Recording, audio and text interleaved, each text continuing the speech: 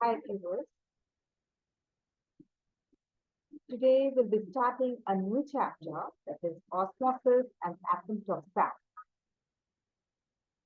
तो ये चैप्टर शुरुआत करने से पहले आप सभी दर्शकों को मैं रिक्वेस्ट करना चाहती हूँ कि अगर आप सब्सक्राइब नहीं किए हैं अभी तक तो प्लीज सब्सक्राइब कर लीजिए और नोटिफिकेशन बिल भी देख लीजिए ताकि जैसे ही नया वीडियो अपलोड होता है आपको नोटिफिकेशन मिल जाए।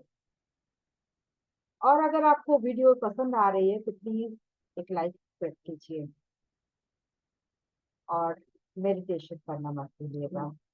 तो हम लोग भी शुरुआत करेंगे इस चैप्टर को एक छोटा सा मेडिटेशन के साथ। तो इसके लिए हम लोग कंसंट्रेट करते हैं एक पॉइंट ऑफ लाइट के ऊपर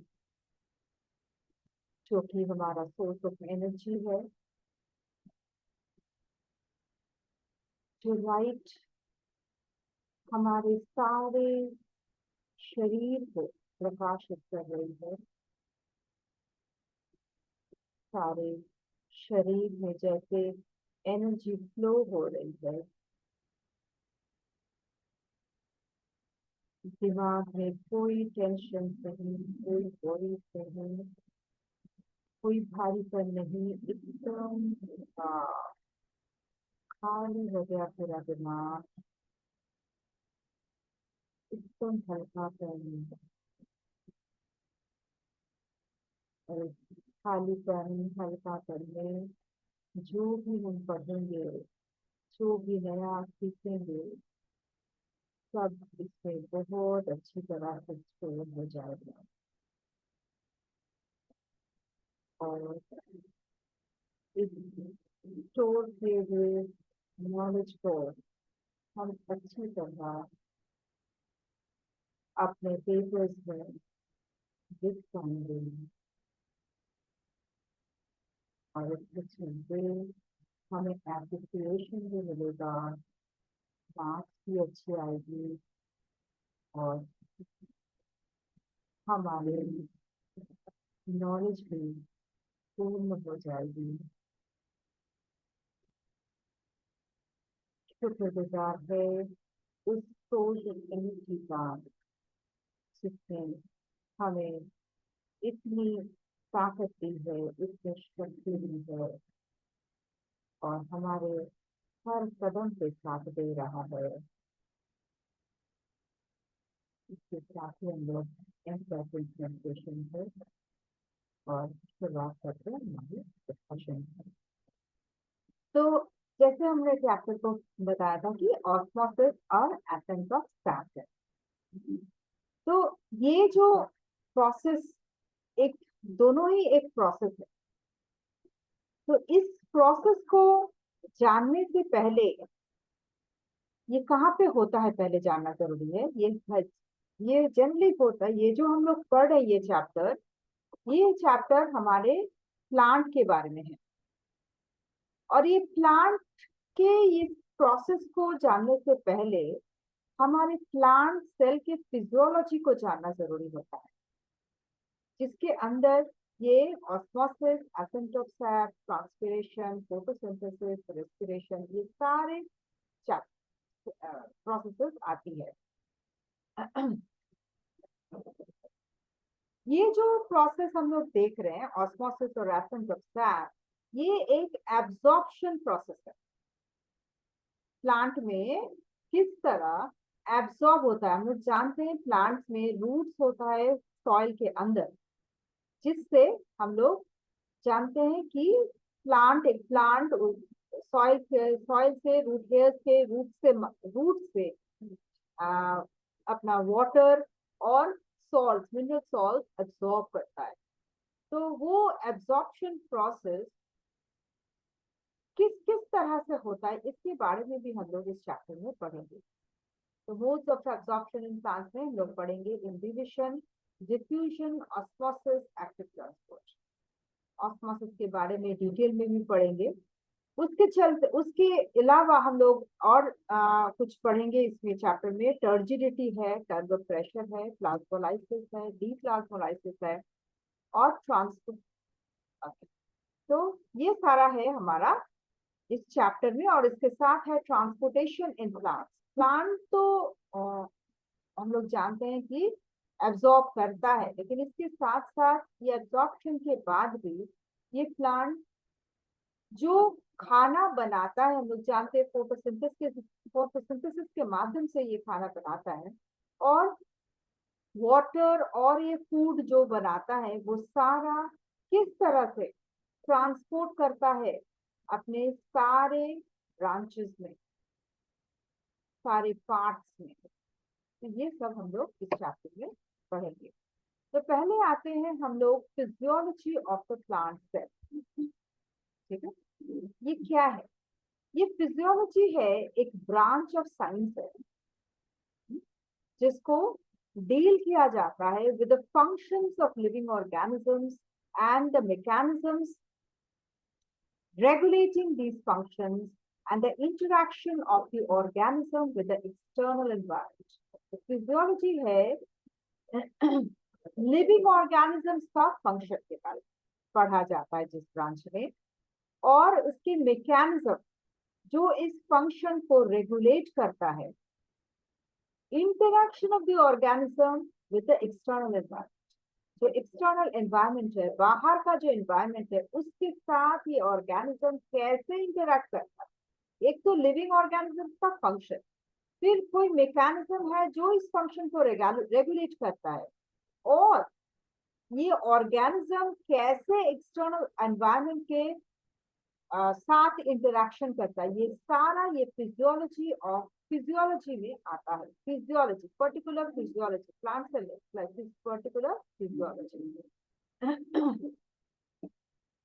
इसके बाद आता है कि ये नॉलेज हमको जानने से पहले, फिजियोलॉजी को जानने से पहले हमें उस सेल का, कोई भी सेल का नॉलेज के बारे में, स्ट्रक्चर के बारे में हमको नॉलेज होना चाहिए।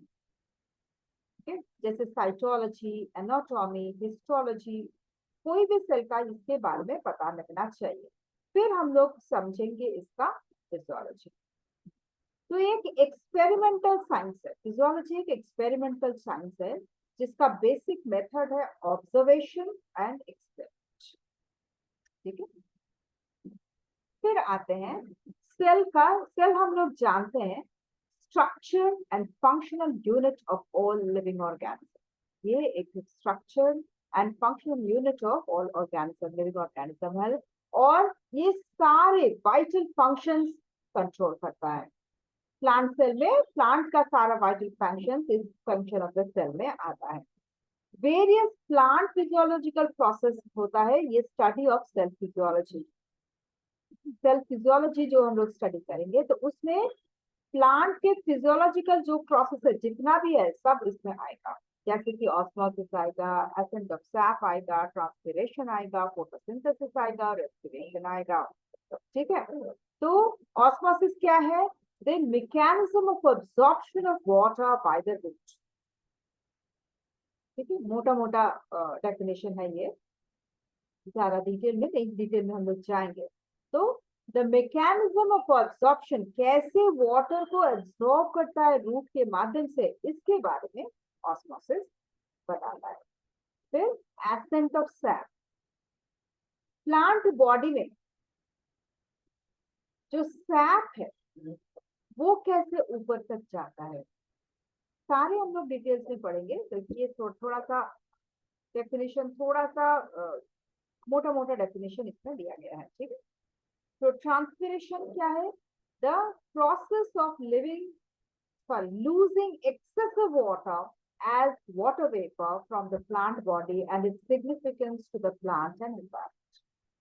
तो जो प्लांट में जो एक्सेस वाटर है वो लूज करता है ना, हम लोग देखे हैं वो वाटर ड्रॉपलेट्स की तरह आ जाता है लीव्स के ऊपर, स्टेम के ऊपर। तो ये वाटर वेपर के माध्यम से ये प्लांट बॉडी लूज करता है एक्सेस वाटर को, और इसके इम्पोर्टेंस प्लांट में और एनवायरनमेंट में क्या है ये सब आता है ट्रांसपिरेशन। फोटोसिंथेसिस क्या है? The manufacturing, the process of manufacturing the food by the plant, कैसे फूड मैन्युफैक्चर करता है प्लांट, और इसका इंपॉर्टेंस क्या है लिविंग ऑर्गेनिज्म में, सारा आता है फोटोसिंथेसिस। रेस्पिरेशन, रेस्पिरेशन कैसे प्लांट्स जो ऑक्सीजन वो ले रहा है, तो जो शुगर वो बना रहा है फोटोसिंथेसिस के माध्यम से, उसको कैसे वो एनर्जी में कन्वर्ट करता है, और एनर्जी को कैसे अपने प्रोसेसेस में, लाइफ प्रोसेसेस में यूटिलाइज करता है, वो सारा आता है रेस्पिरेशन। मतलब ऑक्सीजन लेता है, कार्बन डाइऑक्साइड छोड़ता है, ये तो हम लोग जानते हैं रेस्पिरेशन में, लेकिन यह जो ऑक्सीजन ले रहा है उसको यूज करता है, जो शुगर वो फोटोसिंथेसिस में बना रहा है उसको बर्न करने में, ताकि एनर्जी निकले, जो एनर्जी इसको प्लांट ग्रोथ में, प्लांट रिप्रोडक्शन में, अदर अदर लाइफ प्रोसेसेस में यूटिलाइज करना।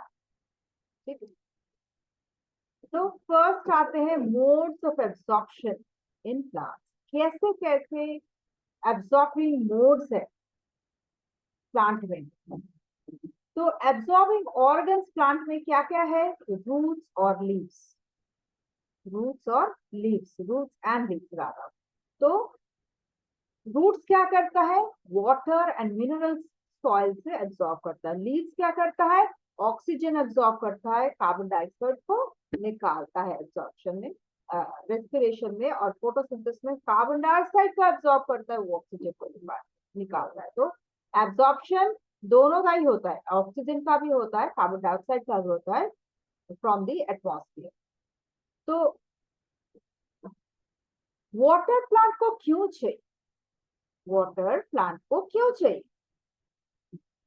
चार चीज है जिसके लिए प्लांट को वाटर चाहिए। एक होता है turgidity, manufacture of food, translocation, cooling of the plant. ये टर्जिडिटी क्या है, सेल्स जो है, द सेल्स जो है उसके अंदर हम लोग जानते हैं प्लांट सेल में एक बड़ा सा वैक्यूल रहता है, जिसके अंदर सेल सैप रहता है।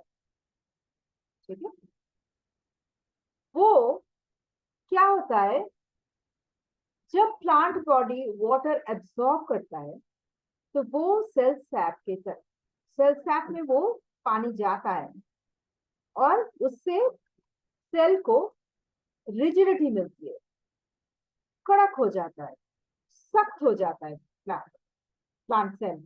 नहीं तो अगर प्लांट सेल में अगर वाटर नहीं रहा तो वो मुरझा जाएगा। प्लांट हम लोग देखते हैं ना कि गर्मी में, गर्मी के मौसम में या फिर बहुत ज्यादा धूप में रखा जाए तो प्लांट मुरझा जाता है। क्यों, क्योंकि उसके सेल के अंदर पानी नहीं है। तो टर्जिडिटी मतलब क्या होता है, जो सेल जो होता है, सेल का जो रिजिडिटी होता है, वो रिजिडिटी मेंटेन, वो रिजिडिटी है, आई मीन मेंटेन करता है वाटर के थ्रू। जो सेल सैप है उसको वो रिजिडिटी देता है। ठीक है, manufacture of food, water is used as the raw material for the manufacture of food. Photosynthesis जब होता है तो क्या क्या चाहिए उसको, फोटोसिंथेसिस में कार्बन डाइऑक्साइड चाहिए, वाटर चाहिए, ठीक है, और सनलाइट चाहिए। तो कार्बन डाइऑक्साइड तो एक तो एटमॉस्फेयर से ले रहा है, लेकिन वाटर रूट्स के माध्यम से ले रहा है। तो मैन्युफैक्चर ऑफ फूड के दौरान भी वाटर उसको चाहिए। ठीक है, फिर ट्रांसलोकेशन, ट्रांसलोकेशन मतलब जो प्लांट बना रहा है, जैसे कार्बोहाइड्रेट जो बनाता है, तो वो तो कहाँ बनता है, लीव्स में बनता है। फिर लीव से वो सारे प्लांट बॉडी में फैलना है ना, सबको, सभी ऑर्गन को, सभी पार्ट्स ऑफ द प्लांट को वो खाना चाहिए, नहीं तो वो चलेगा कैसे, एनर्जी चाहिए ना। तो वो कार्बोहाइड्रेट जो बनता है वो चारों तरफ फैलना जरूरत है। तो उसके लिए वाटर माध्यम चाहिए, मीडियम वाटर चाहिए। उसमें वो कार्बोहाइड्रेट घुला हुआ रहता है, सोल्यूशन फॉर्म में रहता है, जो कि ट्रांसपोर्ट होता है, ट्रांसलोकेट होता है from the leaves to the other parts of the plant. और इस तरह जो रूट्स भी एब्जॉर्ब करता है ना, सॉल्ट जो एब्जॉर्ब करता है वो भी वाटर के माध्यम से ही लीव्स में जाता है, फिर दूसरे पार्ट्स ऑफ द प्लांट में भी जाता है। ठीक है, इसके बाद आता है कूलिंग ऑफ द प्लांट।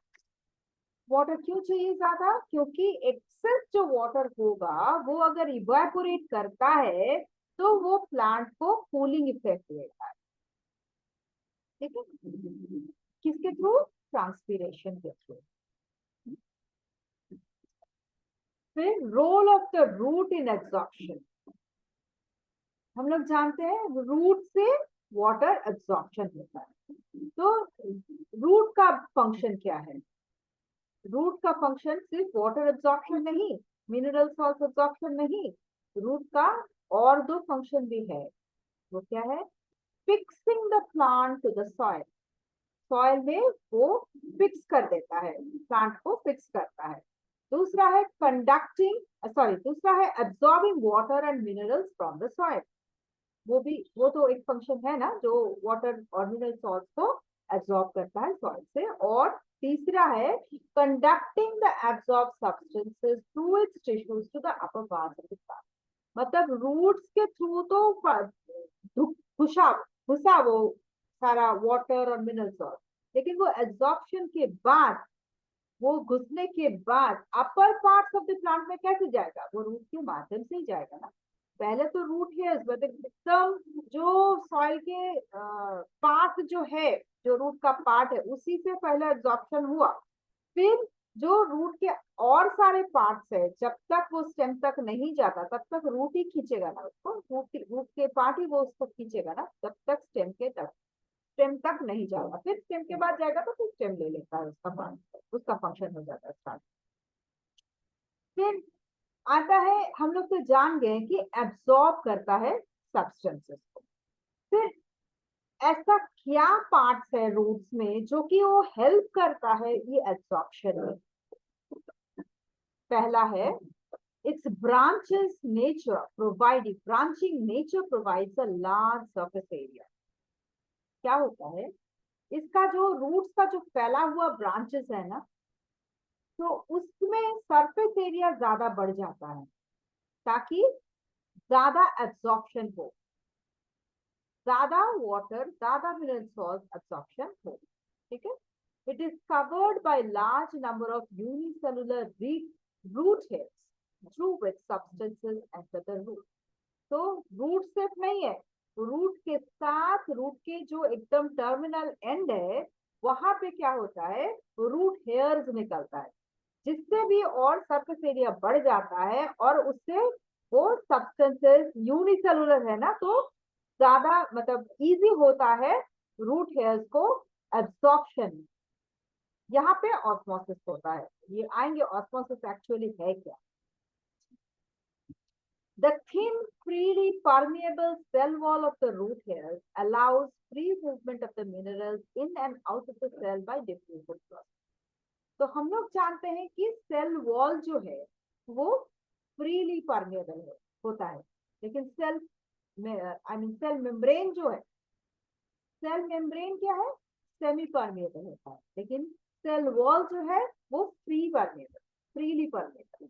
तो इससे चलते क्या होता है, सेल वॉल के जैसे फ्रीली परमेबल है, उससे चलते क्या होता है, जो रूट हेयर्स है उसके आर पार हो जाता है, मिनरल्स इन एंड आउट होता है, आर पार होता है डिफ्यूजन के प्रोसेस से। और उसके चलते क्या होता है, मिनरल्स एब्जॉर्ब होना इजी हो जाता है, रूट के अंदर जल्दी जा सकता है। The semi permeable cell membrane permits entry of water and restricts the entry of salts by osmosis। तो हम बताएं कि सेल मेम्ब्रेन सेमी परमेबल होता है। तो ये सेमी परमेबिलिटी जो है सेल मेम्ब्रेन का, सेमी परमेबल मतलब जो एक छन्नी की तरह का काम करता है, मतलब कुछ सब्सटेंसेस को वो एंटर करता है, कुछ को बाहर छोड़ देता है, तो ऐसा होता है सेमी परमेबिलिटी। तो सेल मेम्ब्रेन जो है वो सेमी परमेबल होता है, परमिट करता है वाटर को और सॉल्ट को नहीं एंटर करने देता है ऑस्मोसिस के माध्यम से। ये प्रोसेस होता है, वाटर को एंटर करता है बाय ऑस्मोसिस, लेकिन मिनरल सॉल्ट भी तो एंटर करता है ना, तो उसका भी अलग प्रोसेस है जिसके चलते मिनरल सॉल्ट एंटर करता है सेल में। Concentration of water in the cell sap of the root hair is lower than the surrounding soil, which makes the water absorption possible by osmosis. तो क्या होता है, ऑस्मोसिस कैसे होता है इस सेमी परमेबल मेम्ब्रेन में? क्या होता है कि हम लोग जानते हैं कि सेल में एक वैक्यूल रहता है, प्लांट सेल में वैक्यूल रहता है, तो जिसके अंदर सेल सैप रहता है ना, तो वो सेल सैप क्या होता है, उसमें वाटर कॉन्सेंट्रेशन कम हो जाए then the surrounding in the soil. तो क्या होता है, सॉइल के अंदर से वो वाटर खींच लेता है ऑस्मोसिस के माध्यम से। ठीक है, तो ये रहा आपका रूट हेयर का पिक्चर। जैसे ये टर्मिनल एंड रहा एपेक्स की तरफ, जहाँ पे रूट हेयर निकलता है, हेयरिंग स्ट्रक्चर दिख रहा है ना, तो ये होता है रूट हेयर। ये रूट हेयर का एक बड़ा सा पिक्चर है, मोटा सा ये पिक्चर है, जिसके अंदर देखते हैं कि ये बड़ा वैक्यूल है, जिसके अंदर सेल सैप रहता है, और जिसके अंदर अगर वाटर कम हो गया तो वाटर बाहर से ये खींचेगा। ठीक है, तो ये रहा ऑस्मोसिस के माध्यम से, ये छोटे छोटे ड्रॉपलेट्स जो दिख रहा है ये है वाटर मॉलिक्यूल, तो इसको वाटर खींचता है अंदर, इसके माध्यम से ये टर्जिड हो जाता है और एक टाइट स्ट्रक्चर, फर्म स्ट्रक्चर देता है रूट का, सपोर्ट देने के लिए। हम लोग जानते हैं कि मिनरल सॉल्ट एब्सॉर्ब होता है हमारे रूट के माध्यम से प्लांट में। क्या क्या मिनरल्स हमें चाहिए? नाइट्रोजन चाहिए, मैग्नीशियम चाहिए, आयरन चाहिए, पोटेशियम चाहिए, फॉस्फोरस चाहिए, कैल्शियम चाहिए, सल्फर चाहिए। ठीक है, तो नाइट्रोजन किस लिए चाहिए? फोटोसिंथेसिस के लिए चाहिए, जिसके चलते हमारा ग्रोथ होता है। मैग्नीशियम आयरन किस लिए चाहिए? चाहिए क्लोरोफिल सिंथेसिस में चाहिए, क्लोरोफिल बनाने में चाहिए। पोटेशियम किस लिए चाहिए? Protoplasm construction. Phosphorus for promotion of nuclear and cell division. जैसे सेल डिवीजन में होता है ना, तो तब भी न्यूक्लियर और सेल डिवीजन, कैरियोकाइनेसिस, साइटोकाइनेसिस से समय फॉस्फोरस चाहिए। कैल्शियम क्यों चाहिए? Calcium for maintaining the semi permeability of the cell membrane. Cell membrane का सेमी परमेबिलिटी मेंटेन करने के लिए चाहिए हमें कैल्शियम। फिर सल्फर किस लिए चाहिए? सल्फर चाहिए कॉन्स्टिट्यूएंट ऑफ अमाइनो एसिड, जैसे जीन में रहता है ना, डीएनए में सिस्टीन, तो उसके अमाइनो एसिड के लिए हमें सल्फर चाहिए। ठीक है, तो ये सारा ये रूट्स एब्सॉर्ब करता है in the form of ions और रेडिकल्स। ये सारा जो मिनरल सॉल्ट्स है ऐसे नहीं एब्सॉर्ब हो जाता है, मेटल की तरह एब्सॉर्ब नहीं होता है, ये आयंस की और रेडिकल्स के माध्यम से, in the form of ions और रेडिकल्स के ये एब्सॉर्ब होता है। जैसे कि नाइट्रोजन एब्सॉर्ब होता है नाइट्रेट्स के फॉर्म। ठीक है, the interchange of material between the cell and its environment and between the cell themselves takes place through physical process. तो ये जो इंटरचेंज ऑफ मटेरियल होता है सेल और एनवायरनमेंट, और cell between the cell themselves, cell to cell, cell और बाहर का एनवायरनमेंट, जैसे कि सॉइल या फिर सेल और एटमॉस्फेयर, तो ये बाहर का एनवायरनमेंट हो गया, और सेल के सेल माध्यम से, मतलब सेल टू सेल, ये फिजिकल प्रोसेस के माध्यम से ये होता है। ठीक है, तो क्या क्या फिजिकल प्रोसेस होता है? Imbibition, diffusion, osmosis and active transport. Now imbibition क्या होता है? इम्बिबिशन एक फिनोमेना है by which living or dead plant cells in their dry and semi-dry state absorb water by surface attraction। मतलब जो सरफेस है, सरफेस के ऊपर चाहे वो प्लांट सेल लिविंग हो या डेड हो, ड्राई हो या सेमी ड्राई, वाटर एब्सॉर्ब कर।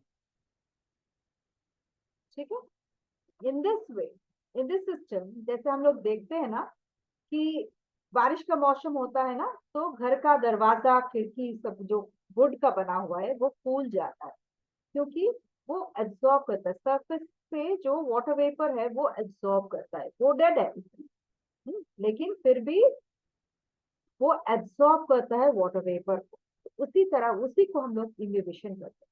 इन this system water always moves with some force from saturated region to the dry. Saturated जो रीजन है, जो एनवायरमेंट में सैचुरेटेड रीजन है, उसमें से ड्राई रीजन में एब्सॉर्ब होता है। एग्जाम्पल क्या है? Wooden forms of doors, frames of doors and windows gets warped in rainy season।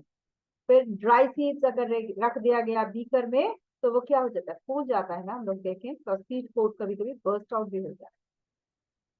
तो ये सब इम्बिबिशन के माध्यम से होता है। फिर डिफ्यूजन। डिफ्यूजन क्या होता है?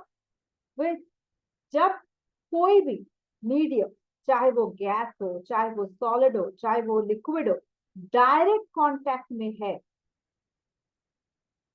तो गैसेस या फिर डिजॉल्व सब्सटेंसेस या फिर सॉलिड में भी होता है, हायर कॉन्सेंट्रेशन से लोअर कॉन्सेंट्रेशन में जाता है। मॉलिक्यूल्स फ्लो करता है हायर, उसके हायर कॉन्सेंट्रेशन से उसके लोअर कॉन्सेंट्रेशन। ठीक है। डायरेक्शन ऑफ डिफ्यूजन क्या होता है? Region of higher concentration to region of lower concentration. जैसे रेस्पिरेशन इन द प्लांट होता है ना, कैसे होता है? जहां पे बाहर का जो ऑक्सीजन कॉन्सेंट्रेशन ज्यादा है, प्लांट के अंदर ऑक्सीजन कॉन्सेंट्रेशन कम है, तो प्लांट क्या करेगा? ऑक्सीजन बाहर से जो एटमॉस्फेयर से जो ऑक्सीजन है वो प्लांट के अंदर चला जाए, लोअर कॉन्सेंट्रेशन में गया। हायर कॉन्सेंट्रेशन बाहर है तो हायर कॉन्सेंट्रेशन से लोअर कॉन्सेंट्रेशन।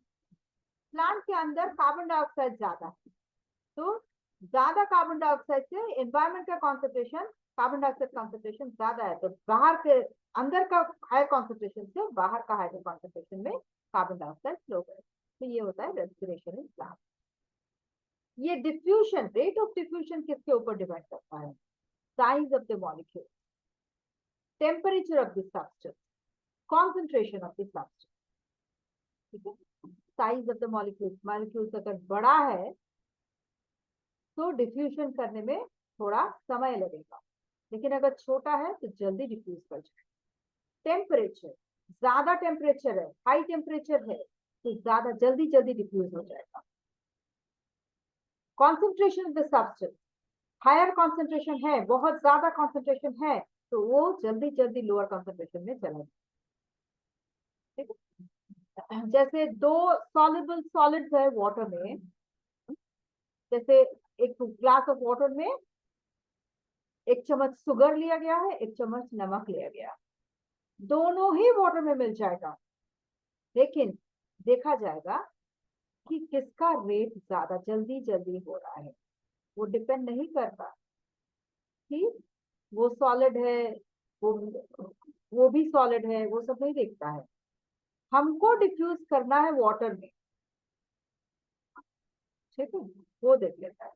फिर rate and direction of the diffusion, ये independent of the presence of the substance.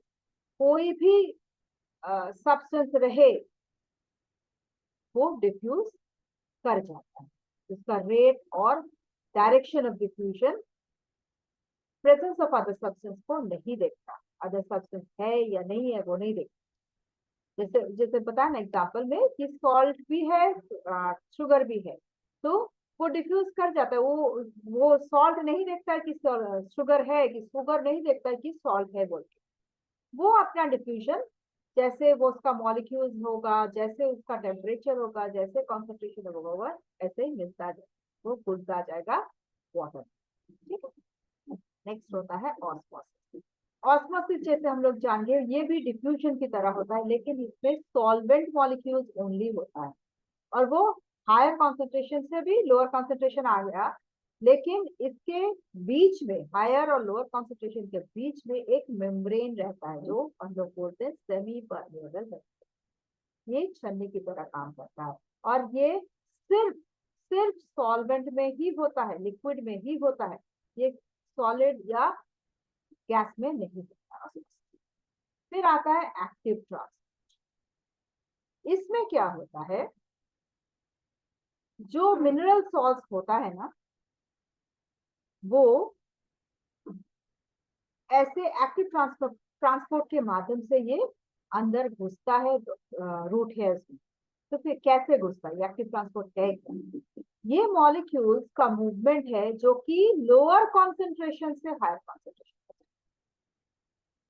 Lower से हायर में जाता है। ठीक है, जिसके चलते जैसे रिवर्स प्रोसेस होता है, हम लोग ज्यादा जो होता है वो ऑटोमेटिकली लोअर में जाएगा, उसके लिए एनर्जी ज्यादा नहीं चाहिए, वो ऑटोमेटिकली वो चला जाए। ठीक है ना, जहाँ पे पानी नहीं है और जहाँ पे पानी है, जैसे पानी ज्यादा है तो वो ऑटोमेटिकली जहाँ पे पानी नहीं है वो चला जाए। लेकिन उल्टा फ्लो, उल्टा फ्लो होने में फोर्स ज्यादा लगी, तो उसमें एनर्जी चाहिए, जिसके जो एटीपी के माध्यम से वो लेता है। तो क्या होता है ये movement of the molecules from there region of lower concentration to the region of higher concentration which requires energy as ATP. ठीक है, तो सॉइल से रूट हेयर्स, रूट सेल्स में जब जाता है तो ये एक्टिव ट्रांसपोर्ट के माध्यम से जाता है।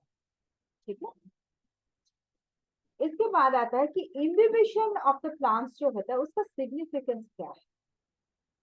Imbibition helps in the uptake of soil water by the root hairs. तो imbibition के माध्यम से root hairs को helping मिलती है ताकि वो soil water को ले सके। Imbibition pressure helps the ascent of sap. Imbibition जो pressure है वो sap को ऊपर उठने में help करता है। Sap क्या होता है? Movement of water and dissolved salts. Sap होता है वाटर और डिजॉल्व सॉल्ट दोनों मिक्स रहता है ना, तो उसी को सैप कहते हैं। तो वो जो मूव करता है प्लांट का जो लोअर पार्ट से उससे ऊपर में जाने के लिए, उससे ऊपर में जाने के लिए क्या चाहिए, एक अपवर्ड पुल चाहिए, तो वो एसेंट ऑफ सैप देता है इम्बिबिशन के प्रेशर से। ठीक है, अब आते हैं डिफ्यूजन और ऑस्मोसिस का डिफरेंस। ऑस्मोसिस कहता है involve unidirectional flow of solid, ये यूनिडायरेक्शनल मूवमेंट है। हायर कॉन्सेंट्रेशन से लोअर कॉन्सेंट्रेशन ही होगा, लेकिन सेल मेम्ब्रेन के बीच में और एक ही तरफ फ्लो करता है। लेकिन डिफ्यूजन में क्या होता है, डिफ्यूजन में सॉल्यूट और सॉल्वेंट दोनों में होता है, लेकिन डायरेक्शन दोनों डायरेक्शन से ही होता है। मतलब सॉल्वेंट जिधर ज्यादा है तो सॉल्वेंट दूसरी तरफ चला जाता है, सॉल्यूट जिधर ज्यादा है वो दूसरी तरफ चला जाता है, ऐसे दोनों मिक्स हो जाता है। ठीक है, लेकिन इसमें क्या होता है, इसमें वाटर सिर्फ लिक्विड जो है वो एक ही तरफ मूवमेंट करता है। Takes place across a living और non living semipermeable, living हो या फिर नॉन लिविंग हो, लेकिन सेमी परमेबल मेम्ब्रेन चाहिए। ठीक है, डिफ्यूजन में ऐसा कोई मेम्ब्रेन नहीं चाहिए। इसमें ऑस्मोसिस में लिक्विड ओनली, इसमें लिक्विड में ही होता है, लेकिन डिफ्यूजन में ऑल मीडियम्स में होता है। ऑस्मोसिस स्लो प्रोसेस है, लेकिन डिफ्यूजन रैपिड प्रोसेस है, स्पेशली इन गैसेस। और movement of the solvent over a short distance होता है ऑस्मोसिस में, छोटा सा डिस्टेंस में ये होता है। लेकिन लिक्विड्स गैसेस में diffuse large area, dark distance में ये डिफ्यूज कर जाता है। क्योंकि हम लोग देखते हैं ना कि थोड़ा सा भी स्मेल कहीं पे किचन में, किसी दूसरे का किचन में कहीं पड़ोस में भी बन रहा होगा, लेकिन वो स्मेल हमें में आता है क्योंकि वो हवा में डिफ्यूज होता है। तो बहुत जल्दी ये होता है और ये बहुत लार्ज डिस्टेंस में होता है। ठीक है, तो आज इतना ही, और दूसरे वीडियो में हम लोग आगे बढ़ेंगे चैप्टर को लेके। तो तब तक के लिए आप अपना एक रिविजन दे दीजिए। जो कोई भी प्रॉब्लम हो तो प्लीज आस्क कीजिए, इसमें कमेंट बॉक्स में लिखिए या फिर ईमेल आईडी में भी लिख सकते हैं। एक्सक्यूज मी, KASTURI kasturi74@gmail.com में लिख सकते हैं। अगर आपको वीडियो पसंद आती है तो लाइक बटन प्रेस कीजिए, और आप अगर अभी तक सब्सक्राइब नहीं किए हैं तो प्लीज सब्सक्राइब कर लीजिए और नोटिफिकेशन बेल भी लिंक कीजिए, ताकि as soon as video upload होता है तो आपको नोटिफिकेशन लग जाए तुरंत ही। और मेडिटेशन करना मत भूलिए। ठीक है, तो ओके, थैंक यू।